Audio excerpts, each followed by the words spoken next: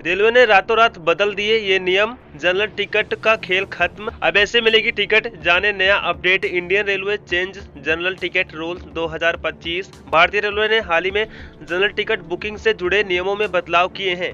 ये बदलाव यात्रियों की सुविधा, भीड़ प्रबंधन और डिजिटल प्रक्रिया को बढ़ावा देने के उद्देश्य से किए गए हैं। अब यात्रियों को पुराने तरीके से लंबी लाइनों में खड़े होकर टिकट लेने की जरूरत नहीं होगी। इसके साथ ही टिकट बुकिंग प्रक्रिया को अधिक सरल और पर्यावरण के अनुकूल बनाया गया है।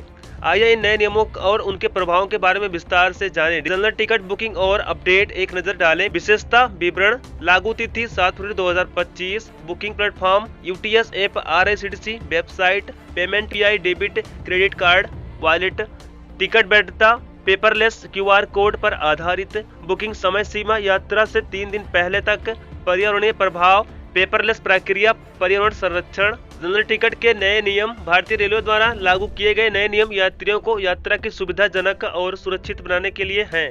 यहाँ इन बदलावों का विवरण दिया गया है।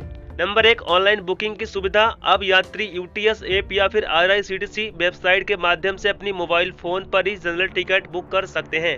यह सुविधा न केवल समय बचाएगी बल्कि लंबी लाइनों में खड़े होने की परेशानी से भी छुटकारा दिलाएगी। Number 2, paperless ticketing. रेलवे ने पर्यावरण संरक्षण की दिशा में एक कदम बढ़ाते हुए पेपरलेस टिकटिंग प्रणाली लागू की है। यात्री अब क्यूआर कोड या एसएमएस के जरिए अपना टिकट दिखा सकते हैं। प्रिंटेड टिकट की आवश्यकता समाप्त हो गई है।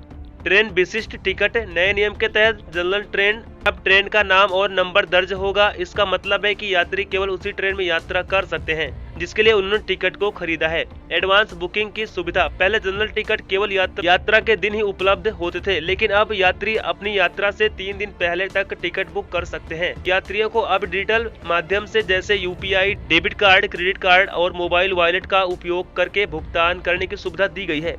इससे नगद लेन देन की आवश्यकता कम हो जाएगी।